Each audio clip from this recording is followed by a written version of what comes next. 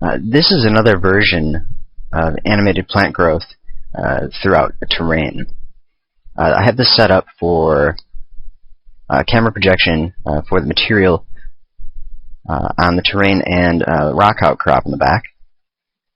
And then using a plane controller, I have this set up to have growth throughout the scene, and there's a little bit of wind motion on everything. Now I also have it set up for billboards. So what I'm using is billboard images to produce the trees, which works quite well either for background type trees or previs. Depending on the length of the shot, it's also a possibility to use these for the final output, although it does have certain issues because of that. So to create a billboard, the easiest thing to do, I'm just going to create a new scene. We're going to create a plane, orient it so it's facing up. I also want to go ahead over to the other scene and just grab one of the current materials, because another thing you need to pay attention to is making sure it's facing the right direction. So we can paste this in and apply it to the object. We can see it's upside down. So to avoid any further orientation changes, what we can do is just change the direction, so from Z to -Z. Another thing that will work is changing the tag and the material tag on the Y to -1 instead of 1. So that's another solution if you've already set everything up and you need to go back. And that will work with any texture in any direction to reverse it, just going to negative.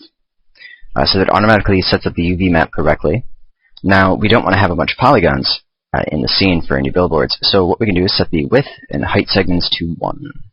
So that way we have one polygon to work with. Now all of these billboards are set up for square images, so no further additions need to be made to the size. If you're using an image that is not square, you will need to adjust the width to properly match. If you need a perfect representation of the object it is you are representing with the billboard, it's a good idea to place that object, loading it in, and line up the billboard to be the exact same scale. And that way when you replace it later, you don't have to make any additional scale changes. So I've just gone ahead and grabbed the 3D model version, and now we can take the plane and match it up.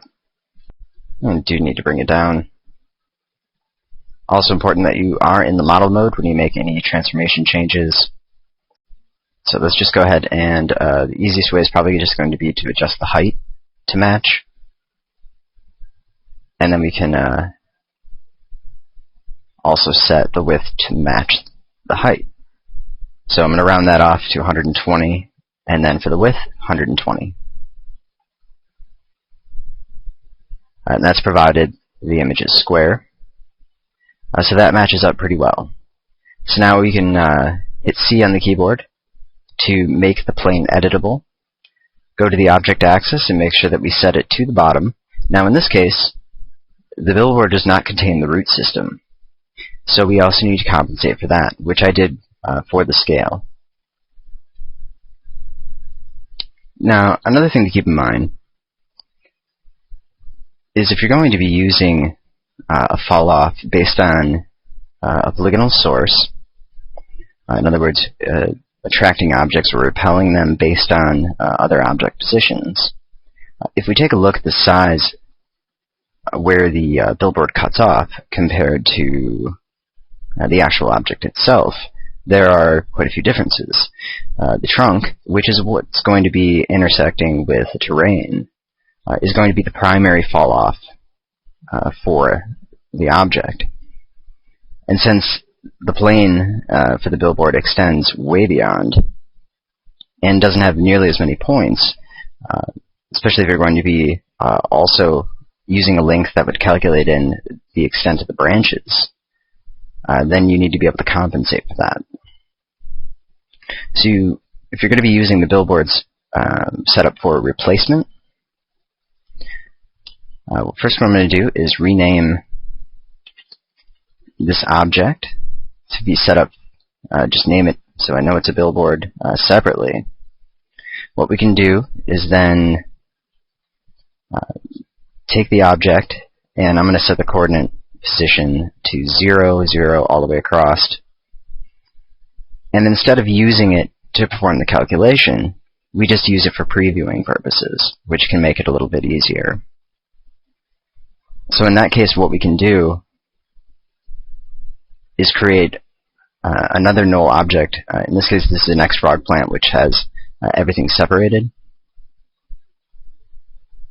So I'm going to rename the main null, which is the object, to just add 3D to the end. Create another null object with the name of the plant. Grab both these objects and put them in the null.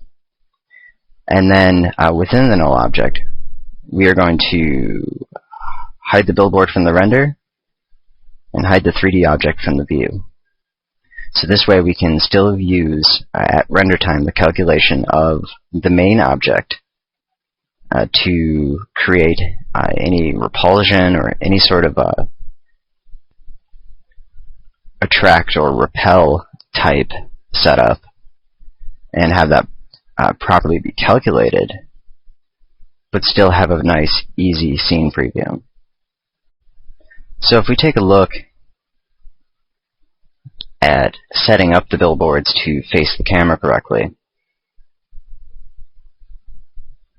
what we can do is add in, from the MoGraph menu, the target effector, which I already have in the scene.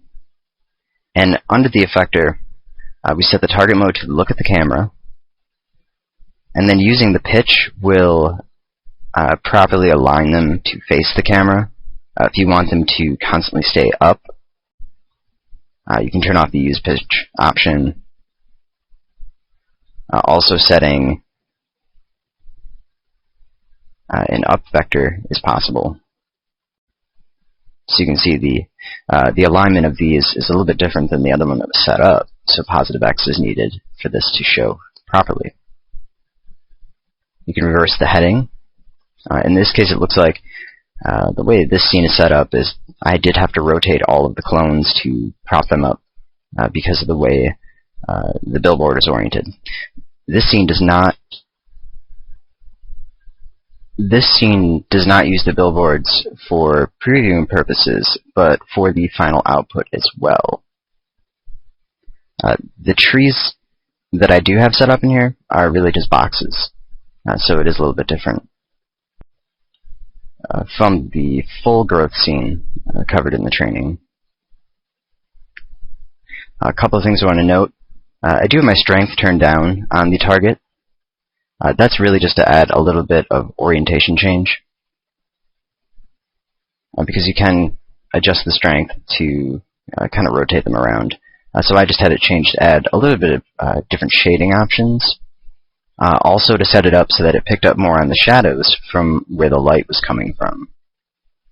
Now if you're using this for previewing and not using it for the final render, it's very important that before you calculate any MoGraph cache, tags, or render, that you turn off the target the camera effector, because it is going to affect not only the objects that are going to be rendering, but it's going to disable any rotation changes you have programmed based on any effectors.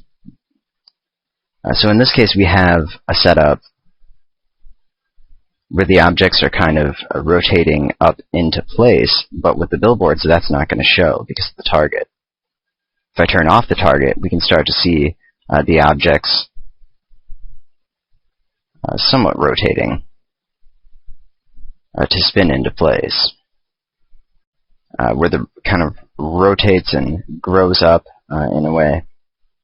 So we may not see that with the billboard objects in this scene, but using the target camera effector will remove any of that rotation, so it is really important you have it turned off so it does not affect the actual rendered objects.